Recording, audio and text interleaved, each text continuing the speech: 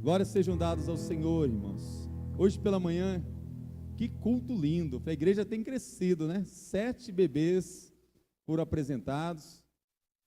E devido a essa festa, esse momento tão especial, nós decidimos trazer a palavra que estamos pregando pela manhã, trazer para a noite. É uma série que eu quero desafiar você que não tem vindo nos cultos pela manhã. É uma série chamada Discípulo Radical. É uma série que foi tirada até de um livro do pastor, teólogo, escritor John Stott. Essa série, irmãos, é um preparo para um novo tempo que vamos viver. Serão 8 palavras. Já pregamos a primeira, que fala sobre inconformismo. Como discípulos radical, não podemos nos conformar com este mundo. Não podemos conformar com o que está acontecendo à nossa volta. Não podemos nos amoldar, tomar a forma do mundo. Como discípulos também, temos que viver uma vida, o pastor Paulo pregou, domingo retrasado, sobre a semelhança de Cristo, cada vez mais se tornar parecido com Ele. Irmãos, a nossa igreja tem uma visão. A visão da Memorial é de ser uma igreja viva. Essa igreja viva, ela precisa ser oxigenada pela oração.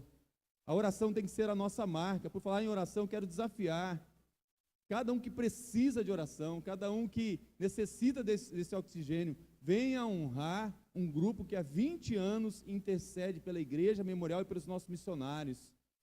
Vamos estar reunidos terça-feira, irmãos, para, junto com esse grupo de intercessores, estar louvando a Deus por 20 anos de vitórias.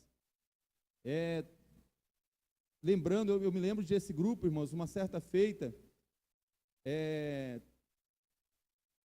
3 mulheres caíram possessas, ficaram endemoniadas, e teve um momento de repreender os demônios.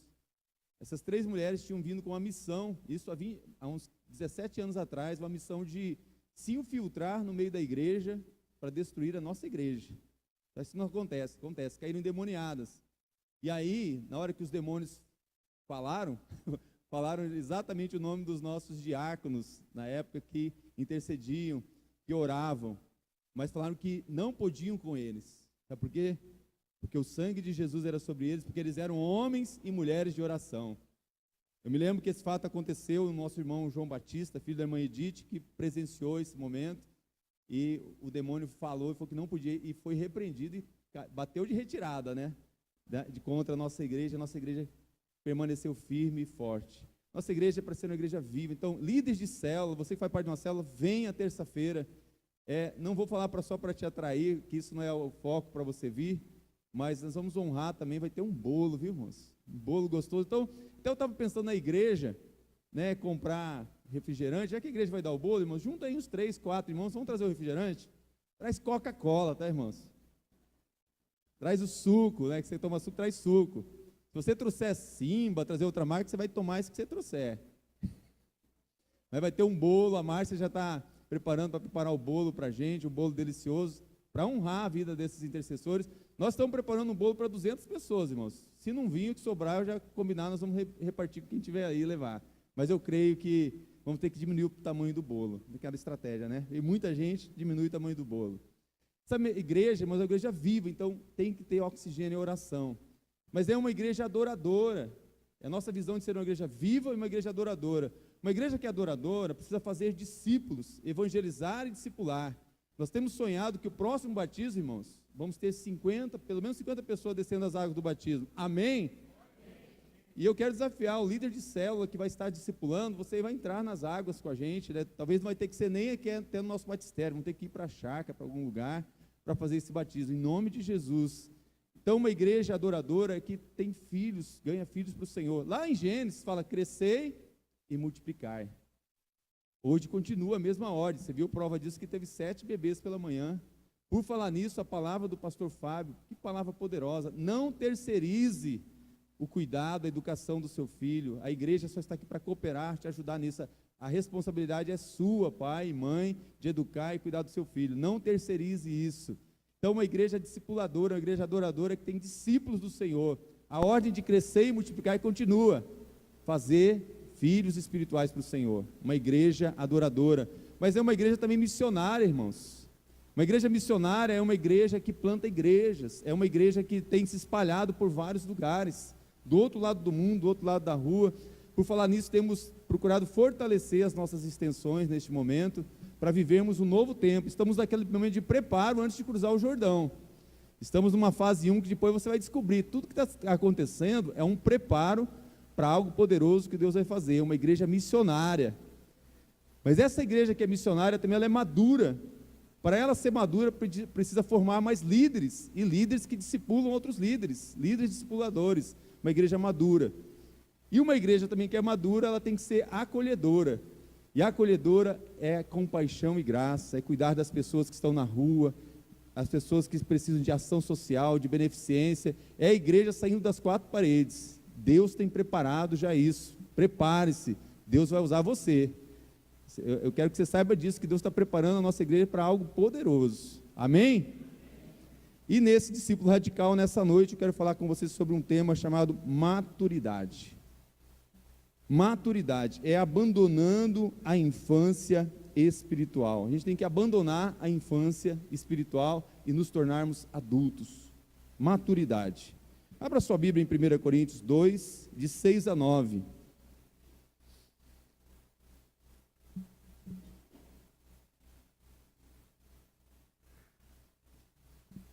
Pastor Paulo, o senhor babou no da frente ou no de trás?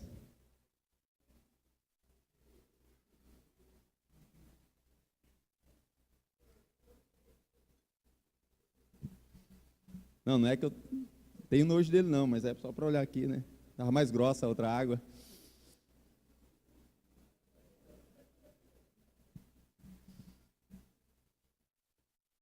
Primeira Coríntios 2, de 6 a 9. Que imaturidade fazer isso. 1 Coríntios 2, de 6 a 9. Porém, para os que são espiritualmente maduros, anunciamos uma mensagem de sabedoria, mas não é de uma sabedoria deste mundo, nem a dos poderes que o governam e que estão perdendo o seu poder. Versículo 7. A sabedoria que anunciamos é a sabedoria secreta de Deus, escondida dos seres humanos, a sabedoria que o próprio Deus, antes mesmo da criação do mundo, já havia escolhido para a nossa glória. Nenhum dos poderes que agora governam o mundo conheceu essa sabedoria, pois se tivessem conhecido, não teriam crucificado o glorioso Senhor. Porém, como dizem as Escrituras Sagradas, o que ninguém nunca viu, nem ouviu, e o que jamais alguém pensou que podia acontecer, foi isso que Deus preparou para aqueles que o amam. Amém, irmãos? Deus abençoe a sua palavra em nossos corações. Estamos nos preparando como igreja para viver um novo tempo. Mas para viver esse novo tempo, que será de conquista e vai nos trazer um crescimento numérico, eu creio nisso. Esse crescimento numérico, irmãos, precisa que a nossa igreja esteja com líderes e nós estejamos preparados para receber as pessoas que virão para congregar conosco e para se tornarem discípulos e se tornarem pessoas que vão multiplicar a graça de Deus sobre toda a terra. Não podemos ser uma igreja espalhada por todo lugar, sem raiz, uma igreja imatura. Precisamos ser uma igreja que vai ser plantada como se junto a ribeiros. Pode vir o tempo de seca, as folhas vão permanecer verdes e vão dar fruto o tempo todo. Uma igreja que possa ter raiz profunda. Fazendo uma comparação rápida, irmãos, não podemos ser uma igreja como se constrói uma represa que se estende por quilômetros e quilômetros, porque às vezes a gente pode fazer missões para a Ásia, para a África, para todo lugar. Nós podemos ser como uma represa que se estende por todo o mundo, geograficamente. Nós podemos ser uma igreja que, como uma represa, se estende, olha, atingindo todo o Campo Grande e Mato Grosso do Sul. Mas, irmãos, precisamos ser uma igreja que tenha profundidade. Não adianta ser uma represa que tenha 10 centímetros de profundidade. Precisamos ser como um rio de Deus cheio das águas transformadoras, águas purificadoras, ter profundidade na nossa vida. Estamos preparando para atravessar o Jordão. E essa série, por isso que eu convoco você a vir domingo pela manhã, excepcionalmente quando tivermos uma comemoração domingo pela manhã, vamos trazer para a noite. Mas venha participar conosco dessa série, que ela está sendo para forjar você um discípulo radical do Senhor. Nós precisamos nos tornar maduros. Augusto Cury disse o seguinte: uma pessoa imatura pensa que todas as suas escolhas geram ganhos. Sempre que eu escolher algo, eu vou ganhar algo. Na verdade, uma pessoa madura sabe que todas as escolhas também têm perdas. Nós precisamos ser maduros para saber que há momentos da vida que vamos ganhar e há momentos que vamos perder. Por exemplo, sábado aconteceu algo inédito, o pessoal estranhou. Fui jogar bola com o pessoal, o pastor Rich não veio jogar. Começaram a perguntar isso, porque eu só fiz um gol, irmãos. A média é 3, o pastor Rich não veio. Então, acontece o momento de perder e de ganhar. Nesse dia eu estava só servindo, estava só distribuindo para as pessoas. As escolhas que você fizer, nem sempre você vai ganhar, mas também nem sempre você vai perder. Precisamos entender que as escolhas que fazemos vão mostrar o quanto nós estamos maduros na hora de escolher. Há um alerta que eu quero dizer para você, e esse alerta é um cuidado. Cuidado com o crescimento sem profundidade. Como você tem crescido na sua vida espiritual? Como você tem crescido nos seus relacionamentos? Como tem sido a profundidade da sua vida? Você é como um homem, uma pessoa plantada junto a ribeiros de água?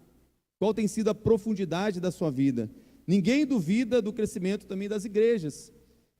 John Stott estava falando sobre essa questão do cuidado com a profundidade, e um pastor da Ásia, falando do crescimento assustador de muitas igrejas na Ásia, e eles fizeram uma análise, que muitas igrejas estão crescendo numericamente, mas fizeram uma descoberta: muitas estão crescendo sem espiritualidade. Olha que perigo. Um outro estudo é que o evangelismo tem varrido muitos lugares da África e tem crescido o número de crentes, tem avançado. Mas um estudo feito tem dito também que muitos desses não têm tido firmeza, porque não tem uma doutrina firme, não tem uma raiz, não teve o discipulado que você teve na escola bíblica dominical, não tem nem mesmo acesso à Bíblia, às páginas da Bíblia para se fortalecer. Na África, que você vê aqueles números vertiginosos de pessoas se convertendo. A igreja da China, que é a igreja que mais cresceu, e foi através da oração, através desse evangelismo, tem se dito que é uma igreja que precisa crescer mais. Isso é os líderes de lá que estão dizendo, em consagração e integridade. Mais que do Paraguai e da China, que vem mais as coisas falsas. Precisa de consagração e integridade. Esses líderes mundiais tiveram a percepção que tudo isso por falta de maturidade. Maturidade quer dizer profundidade em tudo. Mas é impressionante a gente entender que os apóstolos já haviam alertado a igreja sobre isso. Há um texto de 1 Coríntios 3, de 1 a 3, não vai ser projetado, mas você pode abrir a sua Bíblia. É um momento que, 1 Coríntios 3, de 1 a 3, é um momento que o apóstolo Paulo, ele vai visitar a igreja, porque ele vê que a igreja ela está superficial, está sem raiz, e ele chega para a igreja e fala assim: eu, porém, irmãos, não pude falar com vocês como pessoas espirituais, e sim como carnais. Eu tive que falar com vocês como crianças. Tem um momento que ele fala assim: eu não sei se eu venho falar com vocês com vara na mão. Ele fala assim: eu dei leite para vocês beberem, mas eu não dei alimento sólido, porque vocês não estão preparados para receber um alimento sólido, vocês ainda são bebês, não podem receber algo maior. E ele fala: mas eu não só vi o que está acontecendo, mas eu vi a causa disso. Ele fala no versículo 3, porque há entre vocês ciúmes, contendas, não é assim que sois carnais, segundo o homem? As maiores brigas, as maiores contendas, que mais atrapalham o evangelho de crescer, são as brigas internas entre o próprio povo de Deus, entre igreja A, igreja B e dentro da igreja, casa dividida, igrejas divididas. Há uma outra passagem, essa passagem que está em Colossenses 1, 28 e 29, é o texto que eu quero usar para firmar aquilo que eu quero que fique gravado na sua mente, no seu coração. Abra sua Bíblia, Colossenses 1, 28 e 29. É nessa passagem que o apóstolo Paulo fala, no meu entender, sobre maturidade de uma maneira que precisamos captar isso e aplicar na nossa vida. Versículo 28 diz assim: o qual nós anunciamos, advertindo a todo homem e ensinando a todo homem em toda a sabedoria, a fim de que apresentemos todo homem perfeito em Cristo. 29. Para isso é que eu também me afadigo, esforçando-me o mais possível segundo a sua eficácia que opera eficiente em mim. No versículo 28, quando você lê assim: apresentamos todo homem perfeito. Essa palavra perfeito no grego é teleios. Essa palavra teleios, ela aparece 19 vezes no Novo Testamento. E essa palavra teleios pode ser traduzido por perfeito ou maduro. No sentido de perfeito, ela não é uma palavra absoluta. Por quê? Porque ela está dizendo assim, porque você só pode ser perfeito se você for apresentado por Cristo. Se em Cristo você for apresentado, você pode ser perfeito, porque só há um perfeito. Mateus fala que o único perfeito é Jesus Cristo. Sede vós perfeito, como é perfeito o vosso Pai que está no céu. O sentido, na maioria das vezes que aparece a palavra perfeito, é no sentido, em Cristo você se torna perfeito, de glória em glória você é transformado, mas você precisa ser maduro para receber isso. Tanto é que quando você abre a sua Bíblia no Caminho da Excelência, quando Paulo vai falar em 1 Coríntios 13, ele fala assim: quando vier o que é perfeito, então você vai saber e vai poder ver perfeitamente. E aí você vai entender que você precisa mudar. Quando eu era criança, ou quando eu era imaturo, eu agia como imaturo. Quando eu era criança, eu agia como criança, fazia beicinho, fazia caca, resmungava, chorava. Mas agora eu deixei de ser criança. Eu passo a ser maduro. Porque em Cristo Ele me torna maduro. Eu preciso deixar de agir como criança. Assim é preciso entender porque essa palavra teleios quer dizer que ser perfeito é buscar em Cristo a perfeição de glória em glória. E eu só posso ser perfeito em Cristo me tornando maduro. É o que proponho fazer. Eu proponho que você nessa noite deixe essa palavra de Colossenses 1, 28 e 29 entrar no seu coração. Por quê? Normalmente quando tem pastores, teólogos, quando a gente pega um texto da Bíblia e usa do grego alguma coisa, você fala assim: eu preciso fazer uma exegese desse texto. Quando algum pastor vai pregar alguma conferência, sabe que vai ter um monte de pastor lá, e fala assim: gente, eu vou fazer uma exegese desse texto, vou usar hermenêutica, interpretar sozinho, que os caras vão pegar no meu pé depois. Então esse texto eu quero chamar você a fazer como se fosse uma exegese desse texto, porque a exegese é um método investigativo. Quem vai no médico, antes do médico fazer os exames que ele vai pedir, o primeiro método que ele faz, a gente chama de método investigativo. Ele fala assim: está doendo aonde? O que você está sentindo? Por que você veio aqui? Então esse método de análise, interpretação ou explicação detalhada de um texto, é o que eu quero que você faça nessa noite. Porque nesse texto de Colossenses 1, 28 e 29, a primeira e mais básica pergunta é sobre a essência da maturidade. A primeira pergunta que você precisa responder para você mesmo: o que é maturidade? E o que é maturidade cristã? O que é maturidade cristã? Você poderia responder isso? O fato que essa maturidade ela é difícil de ser obtida, e ela só pode ser obtida em Cristo. Ela não pode ser obtida no conhecimento secular. Existem vários tipos de maturidade, você sabe disso. A maturidade física, por exemplo, um corpo saudável e bem desenvolvido, você vê que o corpo está se tornando maduro.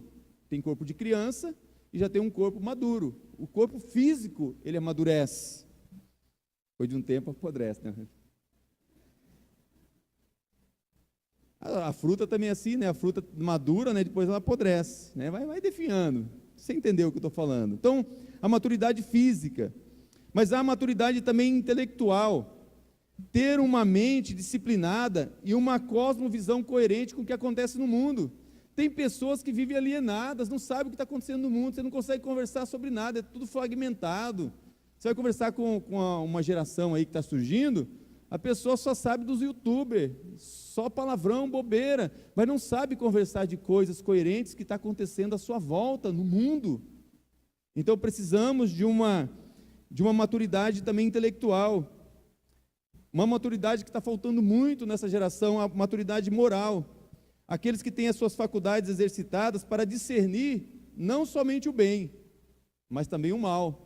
Hebreus 5,14 diz assim: mas o alimento sólido é para os adultos, para aqueles que pela prática têm as suas faculdades exercitadas, para discernir não somente o bem, mas o mal também. Mas há também uma maturidade emocional, é ter uma personalidade equilibrada, capaz de estabelecer relacionamentos e assumir responsabilidade, é saber ter o poder de comunicar com as pessoas sem brigar, sem discutir, sem achar que eu tenho sempre a razão. É uma capacidade emocional de eu não querer ganhar no grito, é uma capacidade emocional de eu me equilibrar as minhas emoções, de eu não falar coisa que vai machucar, que vai ferir, por meu desequilíbrio. Eu preciso de uma maturidade emocional. E ter uma maturidade emocional é ter uma personalidade equilibrada, capaz de estabelecer relacionamentos e assumir responsabilidades dentro dele. Porém, acima de todas essas maturidades que eu falei para você, física, emocional, de inteligência, de tudo isso existe uma maturidade que vai te fazer ter capacidade de todas essas outras acontecerem na sua vida. É a maturidade espiritual. É sobre isso que o apóstolo Paulo está falando. É isso que ele chama de maturidade, quando ele fala assim: olha, você precisa estar em Cristo para você ser maduro. Então a maturidade é você ter um relacionamento maduro com Cristo.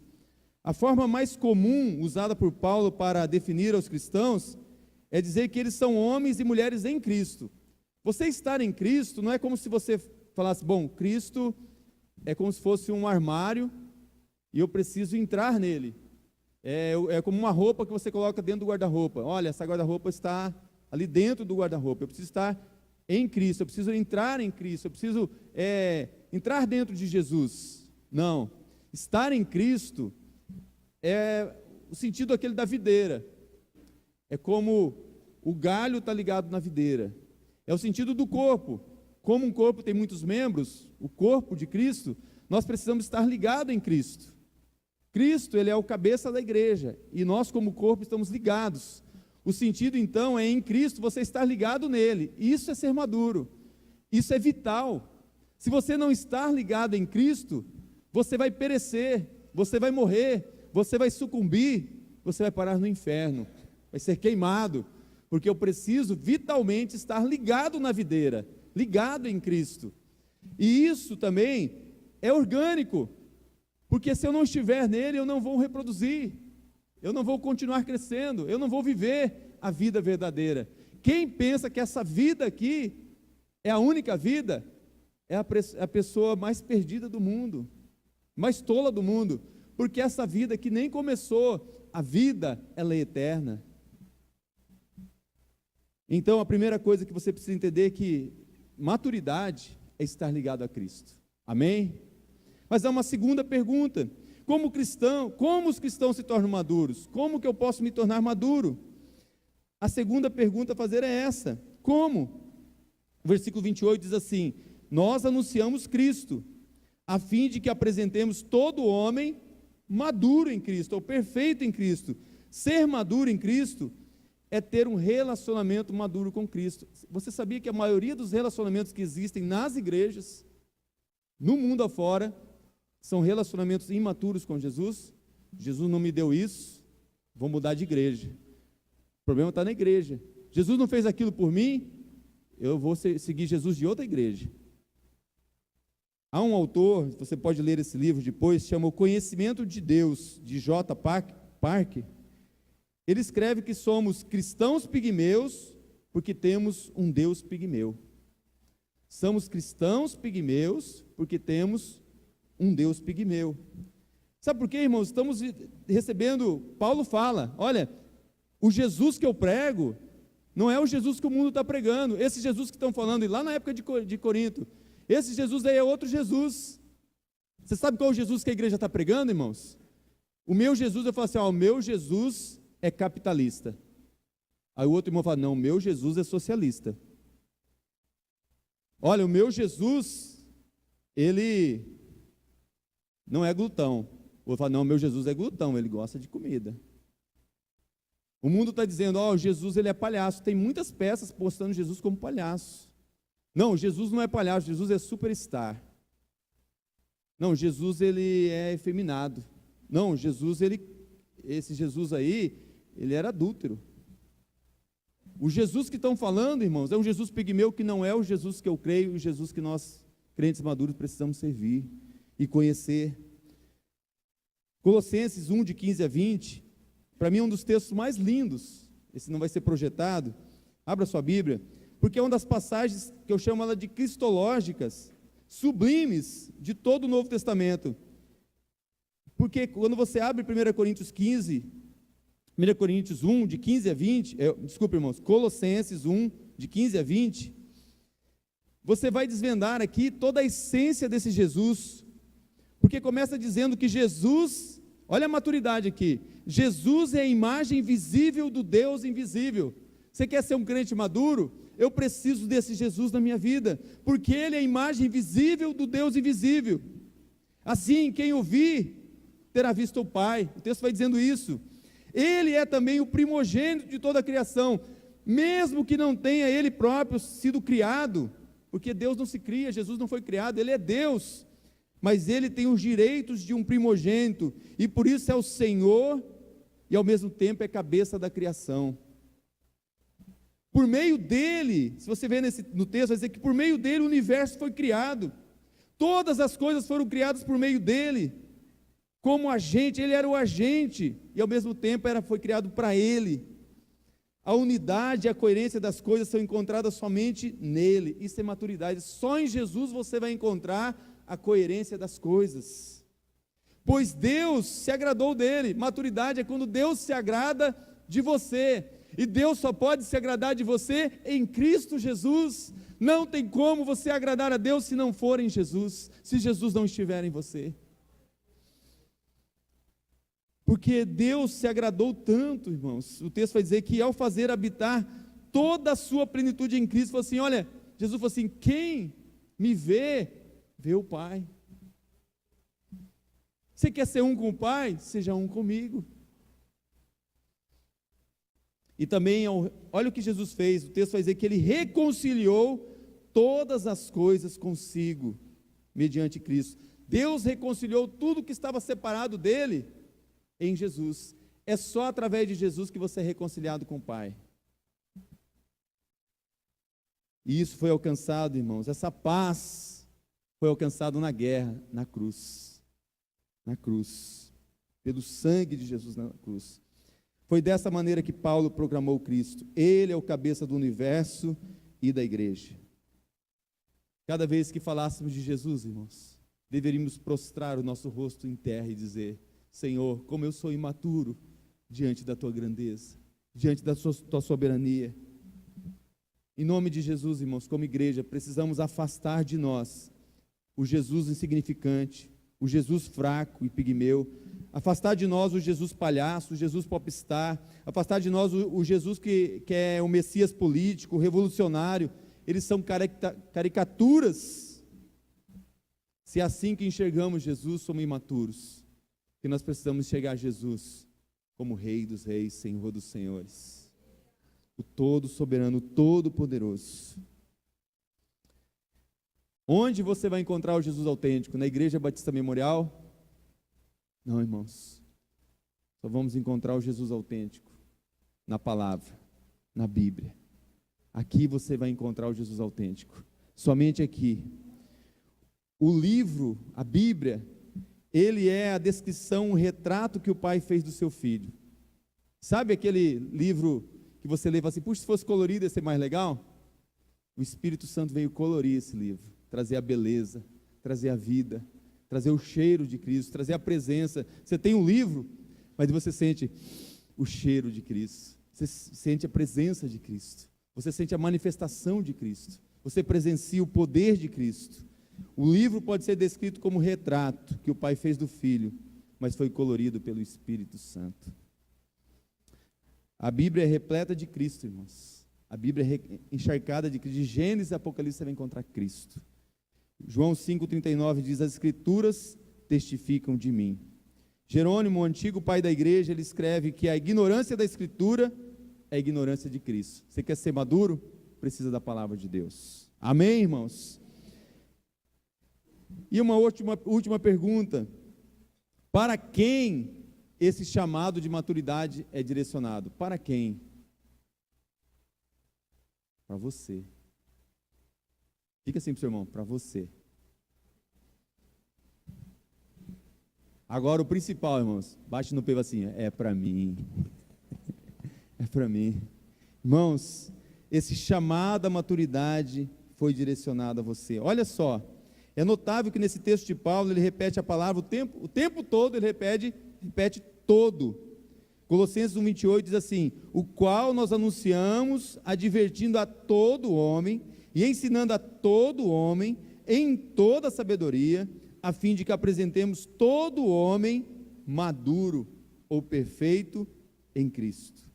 O contexto dessa tripla repetição na história da teologia é considerada como a heresia de Colossenses. Uma heresia que estava acontecendo lá, que Paulo chegou para consertar. Qual que era a heresia? Os escribas, os fariseus, um grupo de agnósticos, eles criaram uma seguinte linha. Eles diziam assim, que havia os oipoloi. Quem que eram os oipoloi? Era o rebanho. Todos os crentes. Esse rebanho era formado pela pistes. Esse rebanho só vinha pela fé. Falou assim: olha, existe um rebanho que a gente vai reconhecer, a plebe. E eles vêm pela fé. Só que nós somos um grupo diferente. Nós não somos oipoloi, nós somos oiteleloi. Ixi, que é o nome mais invocado, né? Nós somos a elite. Nós conhecemos a Cristo pela gnosis, pelo conhecimento, não é pela fé. Paulo, quando chegou, ele ficou horrorizado, irmãos. Por isso que ele fala que Colossenses, a igreja de Colosso, era a mais imatura, os mais novinhos, que precisavam ser disciplinados, discipulados. Paulo ficou horrorizado com esse elitismo cristão. Olha, tem uma classe diferente, tem uma classe melhor. E aí Paulo, na sabedoria dele, ele estudou com Gamaliel, um cara que tinha muito conhecimento, ele usou a palavra dos gnósticos, que era teleios, e ele aplicou a todos. Ele falou: não, Deus quer que todos sejam perfeitos, todos sejam maduros, não só vocês. Só que tem uma coisa, essa maturidade é por Cristo. Ele estava corrigindo uma heresia. Se é em Cristo, é para todo homem, para todas as pessoas serem iguais em Cristo. Paulo veio corrigir isso. A maturidade em Cristo está enfaticamente disponível. Isso ficou muito tempo enraizado na igreja, sabia? Talvez se nós continuássemos como igreja, vocês estariam aí, eu estaria de costas aqui celebrando o culto com vocês. Você sabe que era assim. Você só ia ficar contemplando eu celebrando o culto ao Senhor, porque você teria que ter fé para isso, mas somente eu tinha o conhecimento de Deus, só eu poderia entrar, eu era o sumo sacerdote. Jesus, ele veio para dizer assim: eu rasguei o véu de cima a baixo, e você pode ser perfeito em Cristo. Da mesma forma que o sacerdote podia entrar, agora o sumo sacerdote rasgou o véu, e você pode entrar na minha presença. Nessa noite,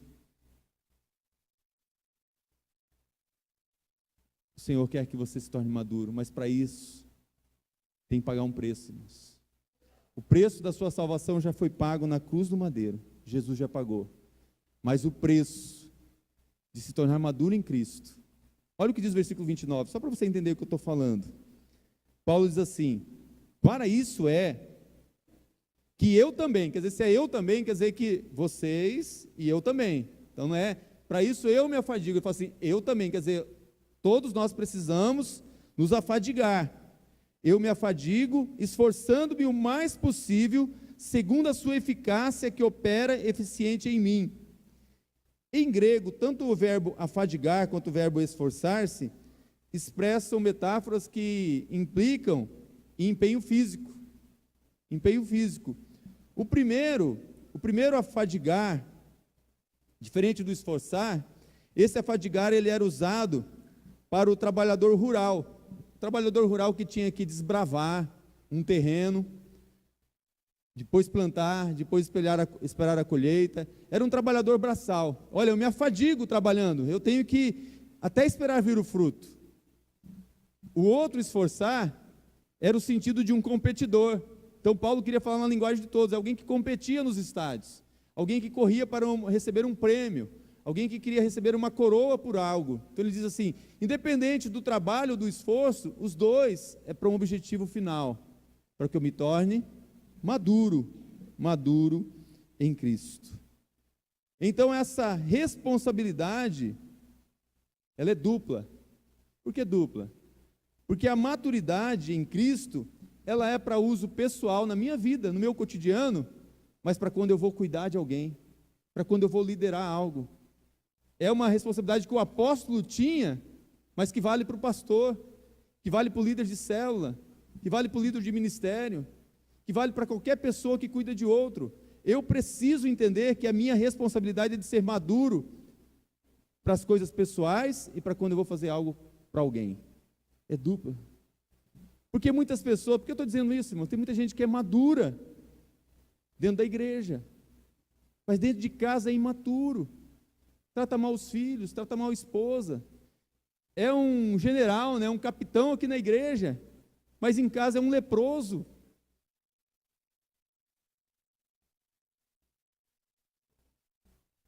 A maturidade em Cristo é o alvo tanto para nós, para mim, para você, como para a nossa igreja, para o nosso ministério. Está entendendo? O Senhor está nos chamando para nos tornarmos maduros. Aí a gente vai entender que isso aqui é só para maduro, irmãos. O que ninguém nunca viu, nem ouviu, e o que jamais alguém pensou que podia acontecer, foi isso que Deus preparou para aqueles que o amam. Isso é o que Ele preparou para pessoas maduras. Porque quem me ama, guarda os meus mandamentos. Quem me ama, me obedece. Quem me ama, Pedro, tu me amas? Cuida dos meus cordeirinhos. Pedro, tu me amas? Cuida das minhas ovelhas. Pedro, tu me amas? Então segue-me. Queria que você abaixasse a sua cabeça, curvasse a sua fronte.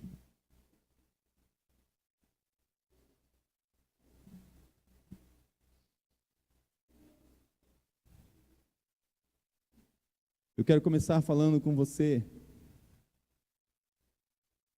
que já é um crente antigo, que já é um servo do Senhor, que já foi salvo em Cristo Jesus. Você que já entregou a sua vida para Jesus e tem vindo de domingo a domingo, terça-feira. Você que há tantos anos serve ao Senhor. O Senhor me deu uma palavra, eu não entendo, irmãos, eu só vou obedecer. Ele me deu uma palavra para você, para mim também, uma palavra lá de Apocalipse. O Senhor dizendo assim, olha, para você que se julga maduro, para você que já é um crente antigo, para você que há muito tempo entregou a sua vida para Jesus, nessa noite, eu dei ordem para o meu filho, dei ordem para o pastor Rich falar para você o que eu falei primeiro para ele. Eu sei do teu temor, eu sei que você leva a sério as coisas de Deus, eu sei que você já colocou à prova muito pastor, já colocou à prova muito homem de Deus, eu sei que você não aceita injustiça, você não aceita ser zeloso com as minhas coisas, você leva a sério, mas eu tenho algo contra ti. Você abandonou o teu primeiro amor. Você já não é mais apaixonado por mim. Você já não fala comigo. Você já não ouve a minha voz, porque você não lê a minha palavra. Você não gasta tempo na minha presença. Você tem se afastado de mim. E digo mais, tem até cometido coisas que me entristecem. O Senhor manda dizer para você o que Ele disse para mim. Lembra, e o Espírito vai te ajudar. Lembra da onde você caiu. Lembra da onde você parou. Você estava indo tão bem. O que te fez desanimar? Foi um pastor? Foi uma igreja? Foi um irmão? Foi um pecado? Lembra de onde você caiu? Lembra de onde você parou? Mas Ele vem com uma palavra de cura para você. Arrepende-te. Arrepende-te. Porque eu estou te chamando nessa noite para ser maduro. Para você praticar obras maiores ainda. Mas essa palavra é um alerta, porque Ele termina dizendo assim: antes que eu venha e retire de ti o candelabro. Irmão, irmã, você que está ouvindo essa palavra nessa noite, há muita gente que o candelabro já foi retirado, o Espírito foi extinguido, a pessoa já não vive na presença do Espírito, mas Deus está falando com você nessa noite, que Ele quer restaurar. Esse Deus que nós cantamos aqui hoje, Ele é a Alfa, Ele é a Ômega, Ele está cuidando de você aqui nessa noite. O Espírito Santo de Deus está passeando por aqui. Eu quero orar por você, mas antes de orar por você, Deus mandou dizer também, falar com algumas pessoas. Eu não sei se é uma, se é duas, se são 10, mas eu sei que Deus está falando que tem pessoas que hoje Ele quer tornar essa pessoa madura, porque Ele quer ligar essa pessoa à videira. Isso vai ser vital para você. Ele quer ligar você a Ele, e para Ele ligar você a Ele, o Senhor está dizendo para você: eis que estou à porta e bato. Ele está batendo na porta do seu coração nessa noite, dizendo assim: olha, hoje você vai ser uma criancinha na fé, você vai nascer de novo. Mas isso vai ser vital, porque se você não nascer de novo, você não vai amadurecer nunca. Porque só pode nascer de novo quem me recebe como Senhor e Salvador da sua vida, para se tornar maduro e começar a crescer na fé. Eu quero orar primeiro por você, que nessa noite entende que o Senhor te chama para ser maduro, para se ligar a Ele. Ligar a Ele significa o quê? Que isso é vital para você. Sem Ele, nem eu, nem você teremos a vida eterna. Vitalidade, vida eterna, só tem quem está ligado na videira. Jesus diz: eu sou a videira verdadeira, meu Pai é o agricultor. Sem mim, você não pode fazer nada. Nessa noite Ele está chamando você para estar com Ele. Eis que estou à porta e bato. Se você abrir a porta, eu vou entrar, cear com você e você comigo. Isso é orgânico, é vida em abundância, é uma nova vida em Cristo. Feche seus olhos. Quero orar primeiro com você que quer estar ligado à videira. Não estou falando para você se ligar à igreja memorial, é se ligar a Jesus, receber esse presente da vida eterna nessa noite. Põe a mão no seu coração aí. Temos feito toda noite isso, e sempre eu vou fazer, porque sempre é uma oportunidade de vitória, de receber o presente da vida eterna. Talvez hoje seja a sua noite. Se você quer esse presente da vida eterna, quer estar ligado à videira que é Cristo, quer se tornar um filho maduro nessa noite, faça essa oração de fé comigo. Diga assim: Senhor Jesus, eu reconheço que Tu és a videira verdadeira. Eu reconheço que sem Ti nada eu posso fazer. Eu reconheço que sem Ti eu não tenho a vida eterna. Eu reconheço que sem Ti eu não tenho como ser limpo dos meus pecados. Jesus, Tu és a videira verdadeira. Eu quero estar ligado em Ti. Entra no meu coração. Vem ser o meu Senhor. Vem ser o meu Salvador. Escreve o meu nome no Teu livro da vida. A partir de hoje eu quero nascer de novo, para uma nova vida em Cristo, para me tornar maduro e cada dia me tornar perfeito em Cristo Jesus, de glória em glória, ser transformado até a sua volta, quando um dia o Senhor chamar a tua igreja. Eu quero estar pronto. maduro, perfeito em Cristo.